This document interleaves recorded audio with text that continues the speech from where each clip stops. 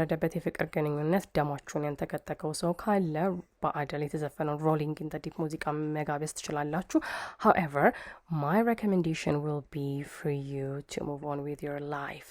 Good afternoon everyone, እንደምንላችኋል welcome. If this is not your first time, welcome back. ዛሬ እንግሊዝኛ የምንማረው በዘፈን ነው። ዘፈኑም የተዘፈነው በአደል ሲሆን ርዕሱም rolling in the deep ይላል። እስኪ እሷ ምን ይሆን ለማለት የሞከረችው እኛ ደግሞ በአማርኛ ለመረዳት እንሞክር።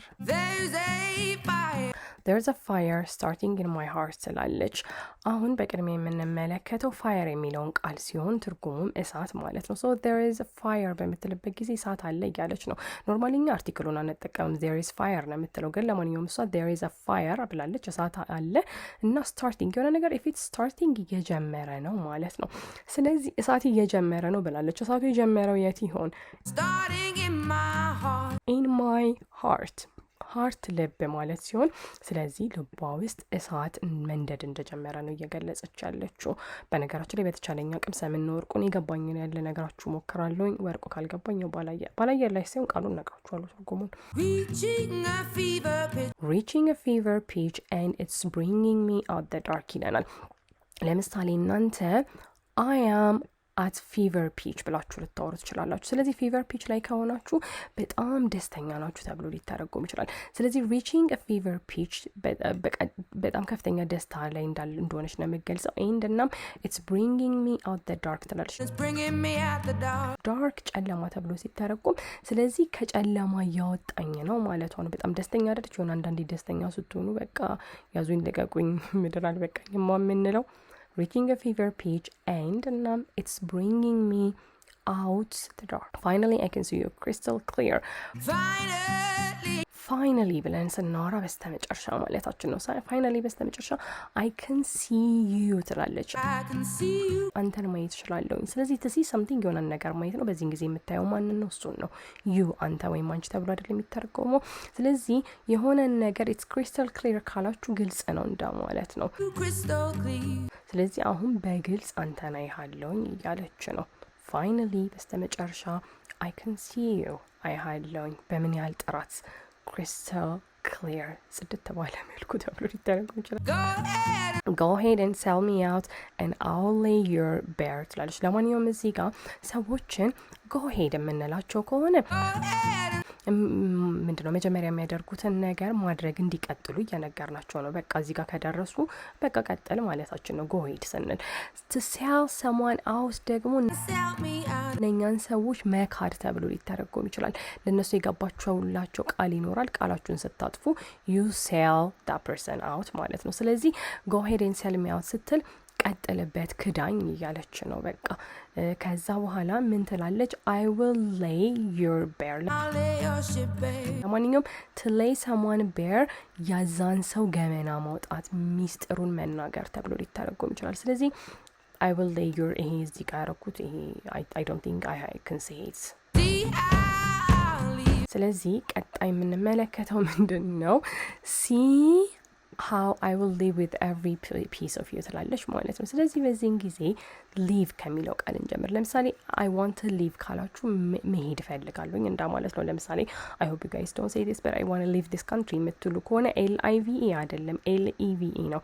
ይሄን ሀገር ጥዬ መውጣት ፈልጋለሁ ነው የምትሉት። ይሄን ስትጠቀሙ ስለዚህ ለማንኛውም see how I will live ስትል እንዴት ጥዬ እንደሚሄድ ተመልከት። I will live with every piece of you with every piece of you a piece of something የዛ ነገር ክፍል እንደማለት ነው። እና በቃ አንተን ሙሉ ለሙሉ ይዤ ጥዬ እንደሚሄድ አይነት ትርጉም ይኖራል። I don't think I translate that correctly. ለማንኛውም don't underestimate the things that I will do ትላለች። ሰዎችን እናንተ underestimate የምታደርጉ ከሆነ እሱማ አይረባም ምናምን ለምሳሌ አንዳንዴ ወሬ ብቻ ምናምን የምትሏቸው ሰዎች አሉ አይደል? ናቃችኋቸው እነኛ ሰዎች ኃይል የላቸውም አያደርጉም ብላችሁ በቃ ሳነሳችሁ አያችኋቸው እንደማለት ነው። ስለዚህ ሰውን underestimate ካደረጋችሁ አቅም የላቸውም ብላችሁ አሳባችሁ፣ ነገር ግን እነኛ ሰዎች አቅም አላቸው ማለት ነውና don't underestimate the things that I will do the things that I will do ለማደርጋቸው ነገሮች ወይም እነኛ ነገሮች አታደርገን ብለ underestimate አታድርገኝ ማለቷ ነው። እነኚህን ነገር ይሄንን ፍሬዝ ባይዘው እናንተ መጠቀም ትችላላችሁ። don't underestimate me. The scars of your love remind me of አስተላለች። scar ጠባሳ ማለት ነው። ስለዚህ ስካርስ ስትል ጠባሳዎች ማለት ነው። ስለዚህ የምን ጠባሳ ኦፍ ዩር ያንተ ማለት ሲሆን ላቭ ፍቅር ነው። ስለዚህ ያንተ ፍቅር ጠባሳዎች ማለት ነው። ስለዚህ የሱ ፍቅር ጠባሳዎች ምንን ያስታውሷታል? remind me of us እኛን ያስታውሱናል። እኛን ማለት ነው። ስለዚህ የምትለው እሱና እሷን ነው። ስለዚህ የፍቅራችን ጠባሳዎች ወይም የፍቅር ጠባሳዎች እኛን ያስታውሱኛል መሰለኝ ትርጉሙ። ለማንኛውም ቃል በቃል ሲተረጎም ነው። ሪማይንድ ማስታወስ፣ ስካር ጠባሳ፣ እኛ፣ ላቭ ፍቅር፣ ዩር ያንተ ወይም ያንቺ። አሁን ግን ስለሱ ነው የምታወራው። They keep me thinking that we almost had it all ትላለች። if you're thinking about something ስለዛ ነገር እያሰባችሁ ነው።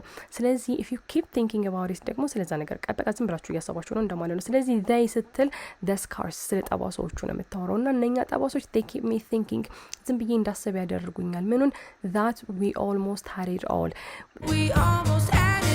ለምሳሌ ሰዎች I have it all ብለው ካወሩላችሁ ደስተኛ ናቸው እንደማለት ነው። በቃ ሁሉም ነገር ተሟልቶልኛል ብለው ነው የሚያስቡት እና በቃ ደስተኛ ህይወት ይኖረን ነበር። almost ለጥቂት we almost had it all ለጥቂት በቃ ደስተኛ ህይወት ኖሮን ነበር እያለች ነው። I think that's what she's trying to say. The scars of your love they leave me breathless ትላለች። ለምሳሌ እናንተ በጣም ብዙ መንገድ ሮጣችሁ ምናምን ከዛ በኋላ ስታለከልኩ I'm breathless ልትሉ ትችላላችሁ። እና መተንፈስ አቅታችኋል አይደል?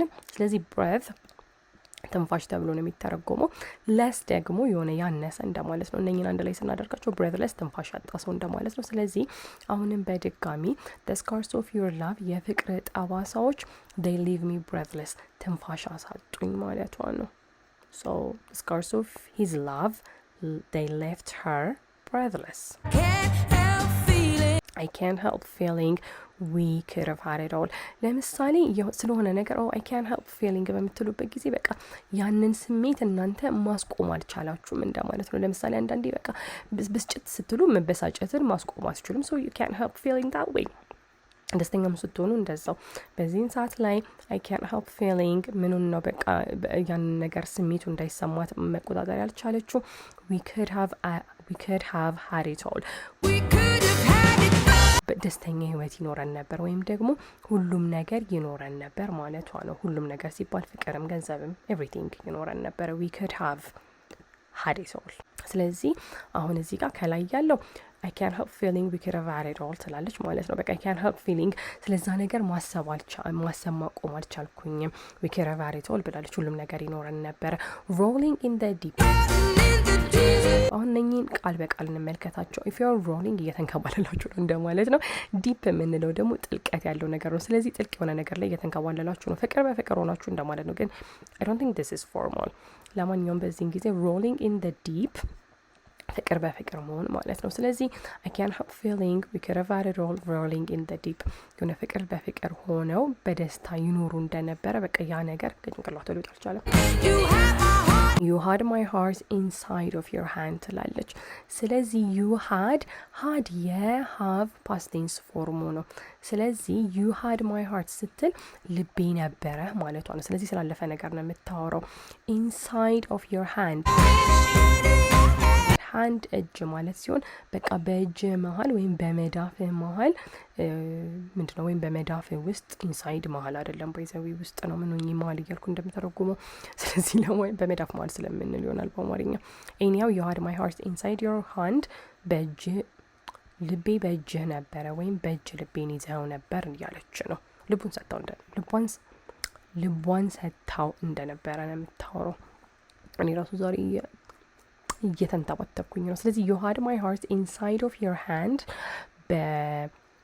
በቃ የሷ ልብ በሱ ቁጥጥር ውስጥ እንደነበረች ነው የምታወራው። and you played it to the beat ትላለች። if someone played you ያ ሰው ተጫወተባችሁ ማለት ነው። በቃ ለምሳሌ to play መጫወት ነው። so he played me she played me they played me ምናምን ብላችሁ ስትወሩ እነኛ ግለሰቦች እንደተጫወቱባችሁ እያወራችሁ ነው። to the beat ቢት የምንለው ዜማው አለ አይደለ? እና የሆነ ዘፈንን ከዜማው ጋር ደደደ ምናምን እያልን እንጫወታለን አይደለ? ልክ እንደዛ ነው የተጫወተባት እንደማለት ነው። ኦኬ baby I have no story to be told ትላለች። ስለዚህ በዚህ ጊዜ to be told ሊነገራችሁ ነው እንደማለት ነው። ስለዚህ ስቶሪ ደግሞ ታሪክ ተብሎ ሊተረጎም ይችላል፣ ወሬም ተብሎ ሊተረጎም ይችላል። በዚህ ጊዜ ቤቢ የሚለው ቃል አለ። ቤቢ ህፃን ልጅ ማለት ሲሆን ባላችሁ ሚስታችሁ ምናምን ቤቢ ምናምን ልትሉ ትችላላችሁ። ውዴ የሚል ሀሳብ ወይም ትርጉም ይኖረዋል። ለማንኛውም ቤቢ ውዴ I have no story to be told ስትል ለኔ ምንም የሚነገረኝ ነገር የለም እንደማለት ነው። ሲመስለኝ ሁሉንም ነገር አውቃለሁ ማለት ይመስለኛል። ቤቢ ውዴ I have no story to be told ለኔ የሚነገር ምንም ታሪክ የለም እዛ ነበርኩኝ እያለች Now I'm gonna make your head burn ትላለች። አሁን ወደዚህኛው ቃል እንምጣ። burn ወደሚለው burn ምን ማድረግ ይመስላችኋል? ቀደም ስለ እሳት ስለ fire ስናወራ ነበረ። ለማንኛውም if you burn something ያንን ነገር አቃጠላችሁት እንደማለት ነው። So now አሁን I'm gonna make your head burn head ጭንቅላት ነውና አሁን ጭንቅላትን እንዲቃጠል አደርጋለሁኝ የሚል ትርጉም ይኖራል። I don't know what she's trying to accomplish right now. Again, it is a famous song, so we will proceed to trying to understand what she's trying to say. Now I'm gonna make your head burn. Think of me in the depths of your despair ይባላል። if you are in despair በጣም በቃ ደስ የማይል ህይወት ቦታ ላይ ነው ያላችሁት ተብሎ ሊተረጎም የሆነ ችግር ውስጥ በቃ የማይመች ሁኔታ ላይ ነው ያላችሁት። if you are in the depths of despair በጣም ክፉ ሁኔታ ውስጥ ነው ያላችሁት እንደማለት ነው። ስለዚህ ምን ትላለች? think of me in the depths of your despair በምትልበት ጊዜ በቃ በእንደዚህ ጊዜዎች ውስጥ አስበኝ እንደማለት ነው። ኦር ደግሞ ሌላኛው ትርጉሙ ምን ሊሆን ይችላል? by the way think of me አስበኝ ማለት ነው። ስለዚህ አስበኝ ምን ውስጥ in the depths of your despair። ስለዚህ the depths of despair ነገራችኋለሁ ወይም ትርጉሙን ወርቆ ምን ይመስላችኋል? ለማንኛውም ቀጣዩ ምን ይላል? think of me in the depths of your despair ካለች በኋላ make a home down there as mine won't be shared ትላለች። ስለዚህ think of me ስለኔ አስብ yet in the depths of your despair በጣም በቃ at the lowest point of your life እዛ ላይ አስበኝ ምናምን ብላለች አይደለ? make a home ስትል ቤት ስራበት እያለች ነው። የት? እዚህ in the depths of your despair down there እዛ ጋር እንደማለት ነው። እና እዛ ጋር ቤት ስራበት as mine የኔ won't be shared ነገር ሼር አረጋችሁ ማለት ተካፈላችሁ ማለት አይደለ? የኔን ሼር ስለማናረገው ስለማንጋራው እዛ ቤት ስራበት ማለቷ ነው። I don't get it. ለማንኛውም make a home down there as mine sure በእርግጠኛነት won't be shared እኔ ያለኝን ነገር አላካፍልህም በጣም ቢቸግረህም ለማለት ፈልጋ ነው። throw your soul through every open door ትላለች። ስለዚህ soul ነፍሳችሁ ተብሎ ሊተረጎም ይችላል። አንዳንድ ጊዜ ሰዎችን he sold his soul ካላችሁ ለምሳሌ የሆነ መንፈሱን ሸጠ ምናምን okay that's what is sangaba ለማንኛውም soul መንፈስ ተብሎ ሊተረጎም ይችላል። እና throw your soul to throw something ደግሞ ያንን ነገር መወርወር ነውና ነፍስህን ወርውረው ወይም ጣለው ያለች ነው። በየት ነው የሚጥለው? through በሆነ ነገር ውስጥ ማለት ሲሆን through over every open door open ክፍት ማለት ሲሆን door በር ነውና ባገኘው ክፍት በር ሁሉ ያንን ነፍስህን ጣለው ወይም መንፈስህን ጣለው። count your blessings to find what you look for ትላለች። ለምሳሌ እናንተ I count my blessings የምትሉ ከሆነ ባለኝ ነገር ሁሉ አመሰግናለሁ እያላችሁ ነው። የሆነ ደሃ እኮ ምናምን ልትሆኑ ትችላላችሁ። ከዛ ግን በቃ እግዚአብሔርን አመስግናችሁ የምትኖሩ ከሆነ you count your blessing እንደማለት ነው። ስለዚህ እሷ ያለህን ነገር አሜን በል እንደማለት ነው። በቃ እግዚአብሔርን አመስግን። ስለዚህ count your blessing to find ማግኘት ነው። to find what you look for የምትፈልገውን ነገር እንድታገኝ መጀመሪያ ያለህን ነገር አመስግን ወይም ተመስገን በል ተብሎ ሊተረጎም ይችላል። count your blessings to find what you look for. turn my sorrow into treasured gold ስላለች ሶሮ ሀዘን ተብሎ ሊተረጎም ይችላል። ስለዚህ to turn something ደግሞ ያንን ነገር መቀየርም ተብሎ ሊተረጎም ይችላል። ስለዚህ በዚህ ጊዜ turn my sorrow ስትል ሀዘኔን መቀየር ያለች ነው። ስለዚህ ሀዘኗን ወዴት ነው መቀየረው? into ወደ የሚል ትርጉም ይኖር into treasured gold የሆነ ነገር ትሬዠር ካደረጋችሁት ያ ነገር ለእናንተ በጣም ውድ ነው ምናምን ተብሎ ሊተረጎም ይችላል። ስለዚህ ያንን ሀዘኗን ወደ ውድ ወርቅ ወደ ጎልድ ነው መቀየረው። ጎልድ ወርቅ ተብሎ ሊተረጎም ይችላል። so turn my sorrow into treasured gold ወደ ውድ ወርቅ ይህንን ሀዘኗን ትቀይረዋለች። Okay, you'll pay me back in kind and reap just what you sow ትላለች። አሁን እዚህ ጋር pay back in kind የሚለውን እንስማ።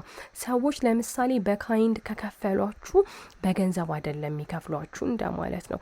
ለምሳሌ እናንተ ብስኩት ፋብሪካ ነው የምትሰሩት እንበልና ከዛ በኋላ ወር ላይ ደሞዛ የሚሰጣችሁ ገንዘብ፣ ነገር ግን እነሱ ከገንዘብ ይልቅ ብስኩት ይሰጧችኋል እንደ ደሞዝ አድርገው። so they paid you in kind ማለት ነው። ስለዚህ in kind መከፈል ማለት ያ ነው። ስለዚህ አንተም in kind በቃ ያደረጋትን ነገር ትከፍላታለህ እንደማለት ነው በገንዘብ ሳይሆን። and reap ማድረግ ደግሞ ማጨድ ተብሎ ሊተረጎም ይችላል። reap what you sow፣ የዘራኸውን ታጭዳለህ ማለቷ ነው። so ያ ምንድነው ትከፍላለህ ዋጋውን ያደረግከውን ነገር። I hope you guys enjoyed today's video.